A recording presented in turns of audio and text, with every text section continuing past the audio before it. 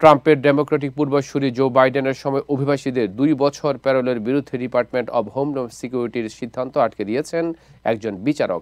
সেই সিদ্ধান্ত স্থগিত করেনি বোস্টন ভিত্তিক first US circuit court of আপিলস। আমেরিকার বসবাসরত কিউবা, হাইতি, নিকারাগুয়া, ভেনেজুয়েলার 400,000 অভিবাসীর সাময়িক বৈধভাবে বসবাসের অনুমতি বাতিলে প্রেসিডেন্ট ডোনাল্ড ট্রাম্প প্রশাসনের করা আবেদন খারিজ করে দিয়েছে ফেডারেল এক আপিল আদালত। বাইডেনের সময় অভিবাসীদের 2 বছর প্যারোলের বিরুদ্ধে ডিপার্টমেন্ট অব হোমল্যান্ড সিকিউরিটির সিদ্ধান্তে আটকে দিয়েছেন একজন বিচারক। সেই সিদ্ধান্ত স্থগিত করেনি বোস্টন ভিত্তিক first US circuit court of আপিলস।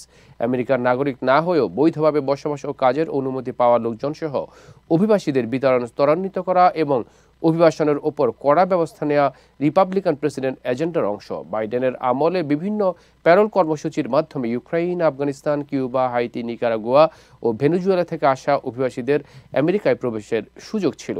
সেসব কর্মসূচি স্থগিতে ট্রাম্প প্রশাসনের সিদ্ধান্তকে চ্যালেঞ্জ করেছিলেন অভিবাসী অধিকার নিয়ে কাজ করা ব্যক্তিরা।